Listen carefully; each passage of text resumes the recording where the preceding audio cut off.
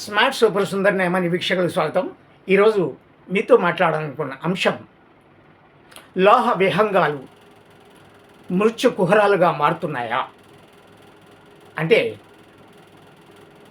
ఏమో అవునని అనిపిస్తోంది. గత నెల 12వ తారీఖున జరిగినటువంటి ఈ నెల 12వ తారీఖున జరిగినటువంటి అహ్మదాబాద్ లండన్ ఫ్లైట్ అహ్మదాబాద్లో టేకాఫ్ తీసుకున్న కొన్ని సెకండ్లోనే పైకి ఎగరలేక ఆ దగ్గరగా ఉన్నటువంటి ఆర్జం మెడికల్ కాలేజీ బిల్డింగ్ మీద పడిపోవడం, అందులో ఉన్నటువంటి డాక్టర్సు సిబ్బంది కూడా చనిపోవడం జరిగింది. జనరల్గా విమాన ప్రమాదంలో కేవలం విమానం ప్రమాదం జరిగినప్పుడు విమానంలో ఉన్న సిబ్బంది ప్రయాణికులు చనిపోవడం అనేటువంటిది ఎక్కువగా జరుగుతుంది. సాధారణ ప్రజలకు ఎటువంటి ఇబ్బందులు కలవు.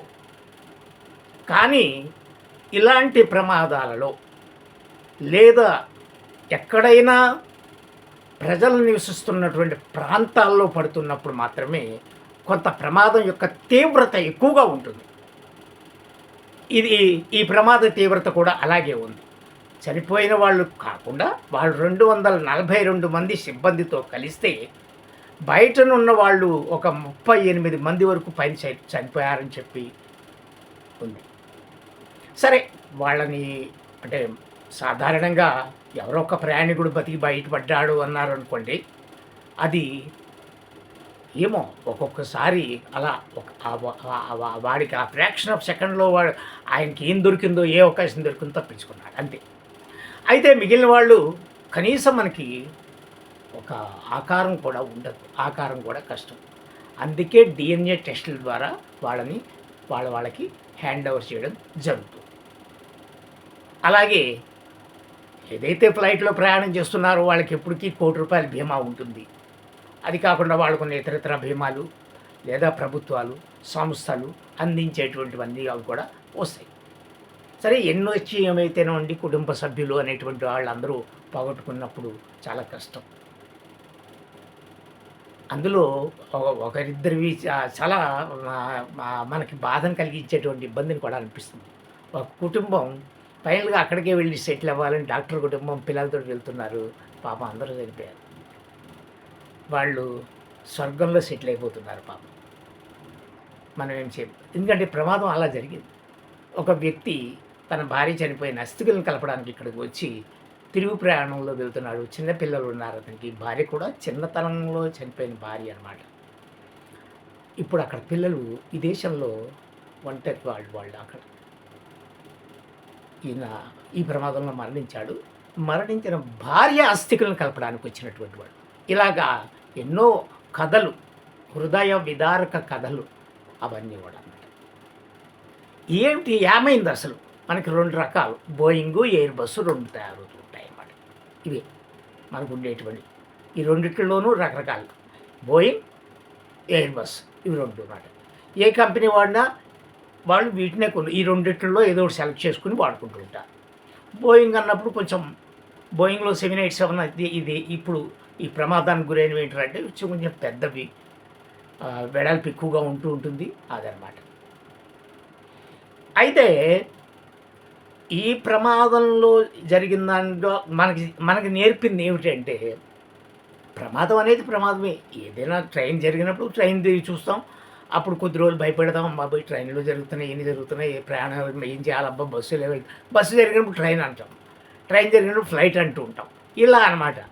మనకేం తెలిసి జరిగింది అదే ప్రమాదం అంటారు. మనకేం తెలియదు, జరిగిపోతుంది, అదే ప్రమాదం.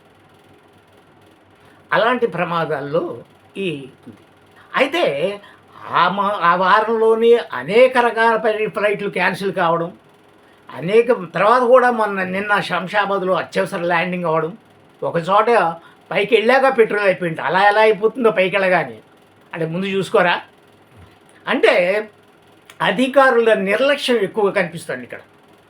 ఒక ఫ్లైట్ లండన్ వెళ్తోంది, 7,000 నుంచి 8,000 కిలోమీటర్ల దూరం ప్రయాణించాలి. అలా ప్రయాణించేప్పుడు దాంట్లో ఫ్యూయల్ చాలా ఎక్కువ ఉంటుంది.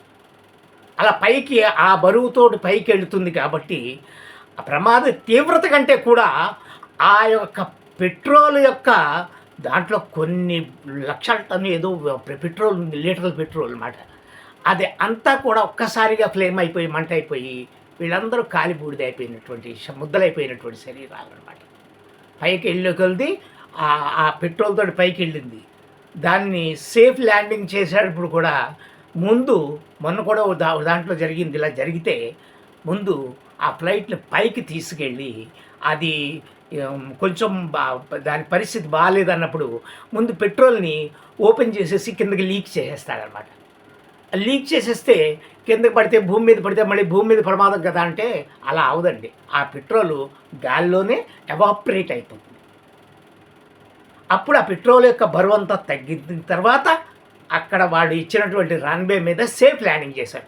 ఎందుకంటే అంత పెట్రోల్ తోటి ల్యాండింగ్ చేస్తే చాలా ప్రమాదం జరిగే అవకాశం ఉంటుంది కాబట్టి కెప్టెన్ అయిన వాడు తెలివైన వాళ్ళు ఉన్నారు కాబట్టి, వాళ్ళు చాలా ఎక్స్పీరియన్స్ పర్సనే ఉన్నాడు కాబట్టి గాల్లోని ఫ్యూయల్ అంతటిని ముందు చేసేసేసి కొంచెం అట్టే పెట్టి ఆ కొంచెం తోటి సేఫ్ ల్యాండింగ్ చేశారనమాట. ఇలా చెయ్యాలి ఈ ప్రమాదాలు వచ్చినప్పుడు. అందుకే మనం చూడండి, పూర్వం మనకు బేగంపేటలో విమానాశ్రయం ఉండేది హైదరాబాద్లో. బేగంపేట విమానాశ్రయం చాలా చిన్నది, రన్వే కూడా చిన్నది, అలాగే మొత్తం చుట్టుపక్కలంతా కూడా జనావాసాలు.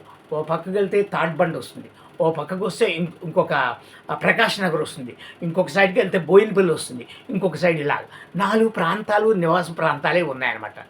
ఎంత కావద్దన్నా ఇప్పుడు రోజు రోజుకి ఇప్పుడు మనకి ఏదైతే హైదరాబాద్ ఉంది, ఇప్పుడు శంషాబాద్లో కట్టారు. ఎందుకు దూరం ఉంటాయి ఊరికి అంటే ఇదే కారణం. నివాస ప్రాంతాలు ఉండకుండా ఎక్స్పాండ్ చేసుకోవడానికి వీలుగా ఇప్పుడు మనవి కూడా శంషాబాదు చాలా ఎక్స్పాండ్ చేస్తున్నారు ఇంకా. ఎందుకంటే దాదాపు మనకి 24 అవర్స్ ఫ్లైట్స్ రన్ అయ్యేటువంటి ఒక మన భారతదేశంలో ఉన్నటువంటి ఫ్లైట్స్లో ఇది కూడా ఒకటి అయిపోయింది ఇప్పుడు హైదరాబాద్ అనమాట. కాబట్టి దీన్ని ఎక్స్పాండ్ చేస్తున్నారు. కానీ ఇలా మన బేగంపేటలో లాంటిది ఇంకా కొన్ని ఊళ్ళో నేను లక్నోలో చూశాను. అలాగే అది కూడా కొంచెం నివాస ప్రాంతాలు అవి కూడా పక్కనే కనపడతాయి. కానీ వాళ్ళకి వేరే చోట చూపించి వాటిని ఖాళీ చేసి ఉండాలి. ఎందుకంటే నివాస ప్రాంతం మీద పడినప్పుడు అది చాలా ఎక్కువ ప్రమాదానికి దారితీస్తుంది.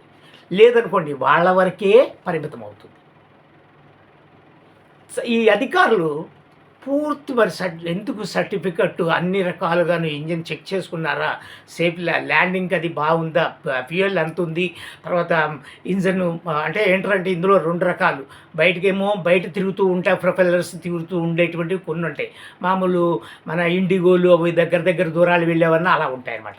వీటికి లోపల ఉంటాయి ఇంజన్స్, లోపలికి రెక్కల ముందు ఒక టర్బైన్స్ తోటి తిరుగుతూ ఉంటాయి అన్నమాట. టర్బైన్స్ అంటారు వాటికి. అందులో కూడా పక్షి వెళ్ళినప్పటికీ కూడా 2 ఇంజన్లు ఉంటూ ఉంటాయి కాబట్టి ఒకవేళ ఏమైనా ప్రాబ్లం వచ్చినా వెంటనే ఎక్కడో అక్కడ దగ్గరలో ఉన్నటువంటి దాంట్లో ల్యాండింగ్ అవ్వడానికి వీలు కలుగుతూ ఉంటుంది అన్నమాట. ఈ రకంగా మరి సేఫ్టీ దాని ఎవరైతే ఈ డీజీసీఏ అధికారులు ఎవరైతే ఉన్నారో వాళ్ళందరూ కూడా అన్నింటినీ మరి చెక్ చేశారా, చెక్ చేసి పంపించారా. ఎందుకంటే అంత మునిపిలో చాలా జరిగాయి, అంత తర్వాత కూడా చాలా జరుగుతున్నాయి. అయినా కూడా అవుతుంది. నేను ఎక్కడికో తిరుపతి వెళ్ళాల్సినటువంటి ఫ్లైటు వెంటనే అది కొంచెం బాగాలేదని చెప్పి క్యాన్సిల్ చేసేసారు. అంటే ఇప్పుడు ప్రమాదాలు వరుసగా చాలా జరిగేటప్పటికీ వాళ్ళు కొంచెం తేడా ఉన్నా కూడా ఇప్పుడు ఆపేస్తున్నారు. బోయింగ్ అయితే వాళ్ళకి 28 ఎన్నో ఉన్నాయి మనకి. టాటా వాళ్ళు నడుపుతున్నారు. వాటిని ఎయిర్ ఇండియా పేరుతోటి నడుపుతూ ఉంటారు ఈ బోయింగ్ని. చాలా బోయింగ్లను క్యాన్సిల్ చేశారు, కొన్నిటిని కేవలం పక్కకు పెట్టేశారు, కొన్నే రన్ చేస్తున్నారు. ఎందుకంటే వాటి పూర్తి ఫిట్నెస్ మీద దృష్టి పెట్టాలి. ఫిట్నెస్ బాగుంటేనే బయటికి వెళ్ళేలా చేయాలి, లేకపోతే ఇలాంటి ప్రమాదాలే జరుగుతాయి. ఇదే ఈవేళ మీతో మాట్లాడాలనుకున్న అంశం.